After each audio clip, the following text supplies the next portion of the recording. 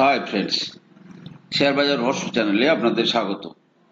আশা করি আপনারা ভালো আছেন এবং সুস্থ আছেন।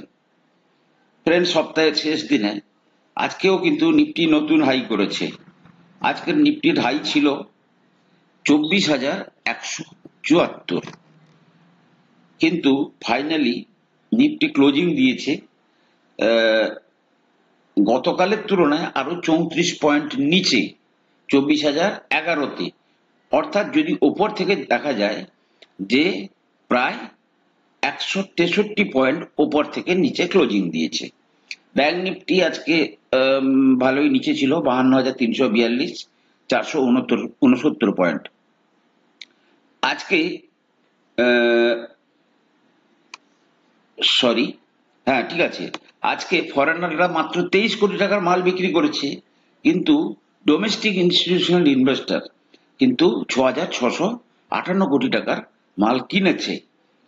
এই প্যাটার্নটা আপনারা বোঝার চেষ্টা করুন। ফরেনার এবং ডিআইআই দুজনের মধ্যে তালমিলটা দেখার চেষ্টা করুন।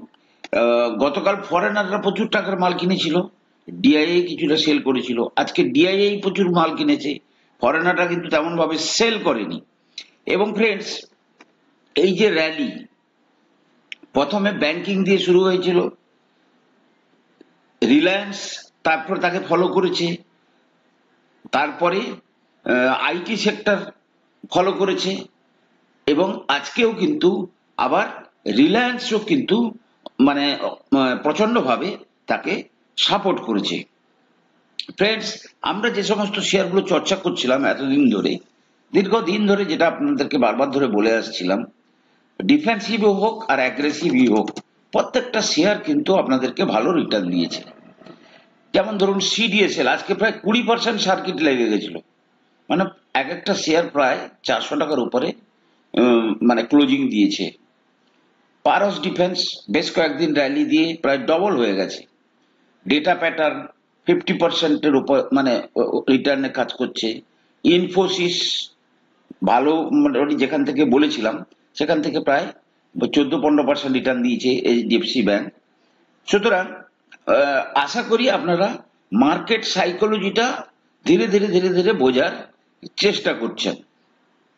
আজকে কিন্তু নিফটি যে জায়গায় ক্লোজিং হয়েছে, একটা হ্যামার ক্যান্ডেল তৈরি হলেও হতে পারে। এটা মানে বোঝা যাবে মানে মানডের যে ট্রেডিংটা, মানডেতে কি ধরনের ক্যান্ডেলটা তৈরি হয়, ডে ক্যান্ডেলটা, তার উপর। এনিওয়ে, আজকে গতকাল রিলায়েন্স কিন্তু রিলায়েন্স জিও তার তারিফ কিন্তু বাড়িয়েছিল। বিভিন্ন রকমের স্কিমে 12 থেকে 27% পর্যন্ত তারা রেট হাইক করেছে।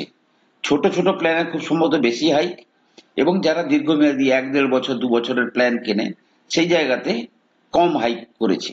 এবং এই যে হাইকটা হবে 3 জুলাই থেকে, এখনো প্রায় 6 দিন বাকি আছে।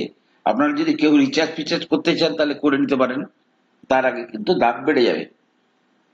গতকাল রিলায়েন্স করেছিল, আজকে এয়ারটেল করেছে। এয়ারটেল একইভাবে প্রায় 11 থেকে 22% পর্যন্ত তারাও টেলিফোনের যে তারিফ সেটা হাইক করেছে। এখন প্রবলেম পড়েছে ভোডাফোন খুব মোস্টলি সেম জিনিসই করবে, ঠিক আছে? কারণ কি, তারিফ না বাড়ালে তাদের মানে রেভিনিউতে প্রচন্ড পরিমাণে প্রবলেম আসছিল। আর গভর্নমেন্ট এই দেখুন ডুওপলি, অর্থাৎ দুটো কোম্পানি হয়ে গেলে কত রকমের সমস্যা হতে পারে। ধরুন দুজনেই প্ল্যান করে আজকে কিন্তু রেট বাড়াচ্ছে, কারোর কিচ্ছু করার নেই। ভোডাফোনকে তো সরকার বাঁচিয়ে রেখেছে যাতে ভোডাফোন উজ্জীবিত হয়।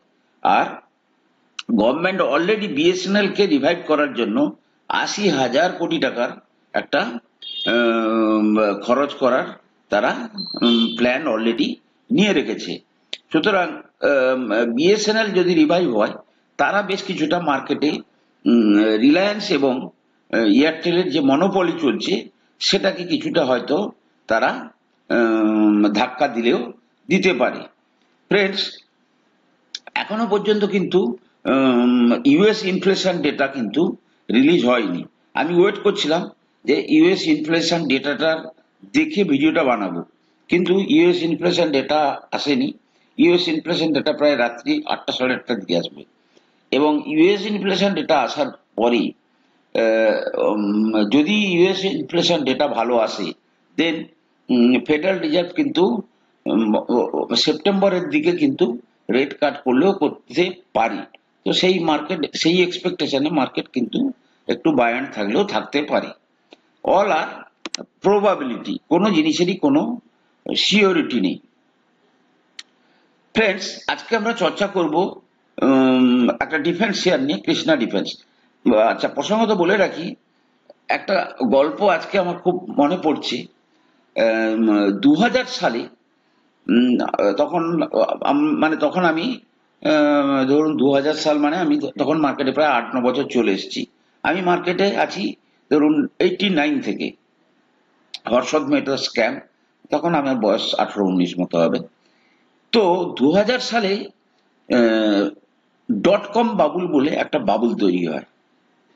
আপনারা জানেন যে Y2K প্রবলেম, মানে জিরো, সেই সময় কম্পিউটারে প্রোগ্রামিং ছিল না, তাই সেইটাকে কেন্দ্র করে সমস্ত কম্পিউটারকে ঠিক করার জন্য কিন্তু একটা ব্যাপক পরিমাণে স্পেন্ডিং হচ্ছিল। তাতে মানে সমস্ত টাইপের .com কোম্পানিগুলো কিন্তু বিশাল আকারে মানে মার্কেটে অনেক ওপরে চলে গেছিল, এবং পরে দেখা যায় যে সেটা একটা বাবুল, এবং সেই বাবুল থেকে বেরিয়ে এসেছিল কয়েকটা কোম্পানি। আজকে যেমন ধরুন ইনফোসিস, টিসিএস, এরা কিন্তু সেই টাইমের বাবুল থেকে বেরিয়ে আসা কোম্পানি। অর্থাৎ সব কোম্পানি যে ভালোভাবে চলবে তার কোনো মানে নেই। কেন কথাটা বললাম? ধরুন ডিফেন্স ডিফেন্স ডিফেন্স ডিফেন্স বলে এখন মানে প্রত্যেকেই কিন্তু কিছু না কিছু কোম্পানির কথা বলছে, কিন্তু মূল জিনিসটা হচ্ছে কি না, তাদের যে রেজাল্ট, ফান্ডামেন্টালি কোম্পানি কতটা বেটার হবে। আর গভর্নমেন্ট, দেখুন আগেকার সিচুয়েশন বর্তমানে সিচুয়েশনের মধ্যে অনেক পার্থক্য আছে। আগে কোনো জিনিসে কোনো ট্রান্সপারেন্সি ছিল না।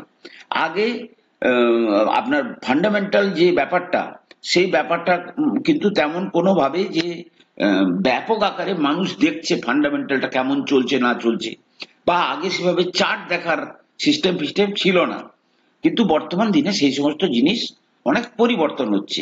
আর বিশেষ করে যেহেতু গভর্নমেন্ট মানে গত এবারে যতটা তাদের এক্সপোর্ট হয়েছে প্রায় 23-24 হাজার কোটি টাকার, সেটাকে বাড়িয়ে প্রায় 50,000 কোটি টাকার করার কথা ভাবছে আগামী কয়েক বছরের মধ্যে। শুধু এর দ্বারা প্লাস ডিফেন্স কোম্পানিগুলোকে তারা অর্ডার দিচ্ছে আমাদের দেশের যে সমস্ত ডিফেন্স রিলেটেড ইকুইপমেন্টের দরকার আছে, সেই সমস্তকে কেন্দ্র করে ডিফেন্স সেক্টরে আমরা কিন্তু ভালো পজিশন নিতে পারি, কিন্তু অত্যন্ত স্লো অ্যান্ড ফান্ডামেন্টালের সঙ্গে ধীরে ধীরে করে এগোতে হবে।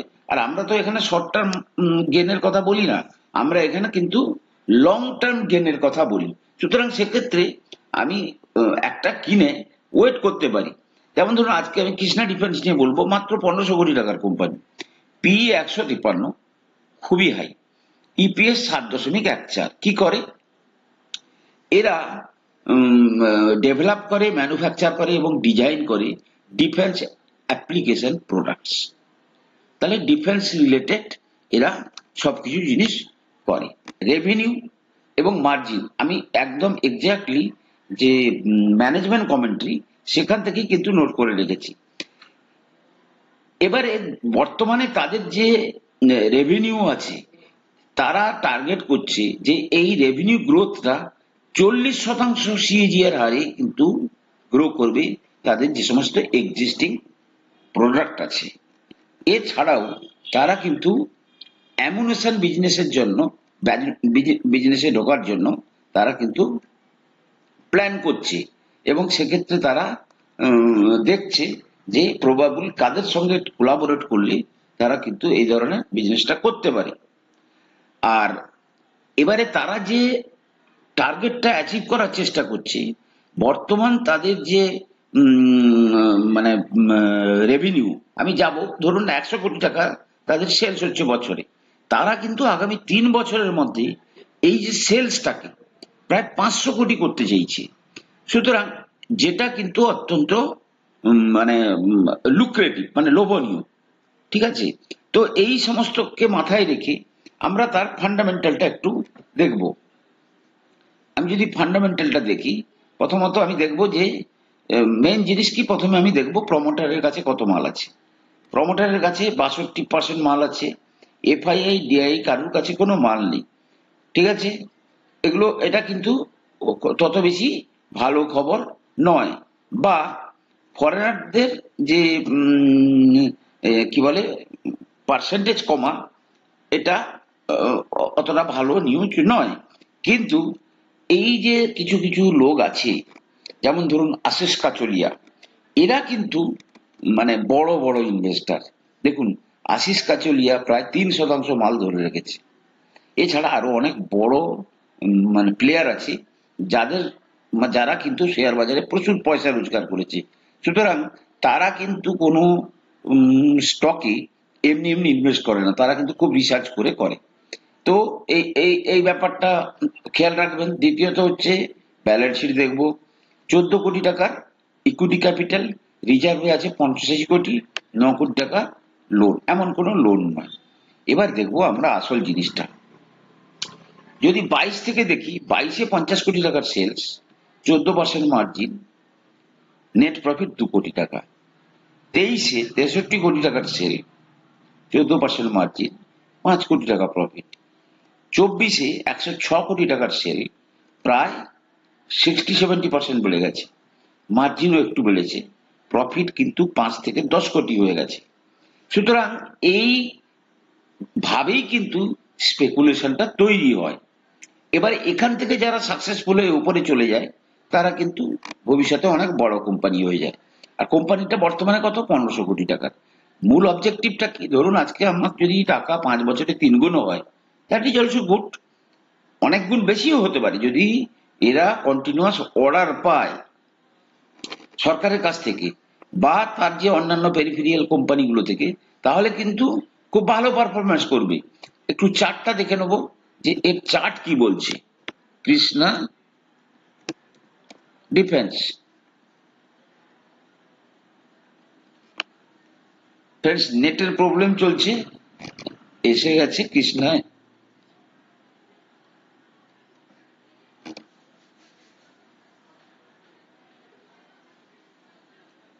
সরি কৃষ্ণা, এই গ্রামগঞ্জে এই সমস্ত প্রবলেম। কৃষ্ণা ডিফেন্স, ওকে।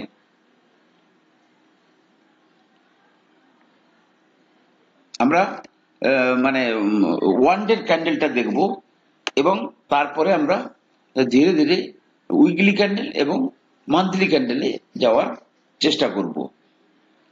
এটা স্লো হওয়ার জন্য ফ্রেন্ডস চারটা আসতে একটু দেরি করছে, একটু কোপারেট করুন। এই সময়টাতে এটা ব্রডব্যান্ড কানেকশন, কিন্তু এই মানে সন্ধ্যার টাইমটাতে ব্রডব্যান্ড কানেকশনেও প্রচুর প্রবলেম দিচ্ছে।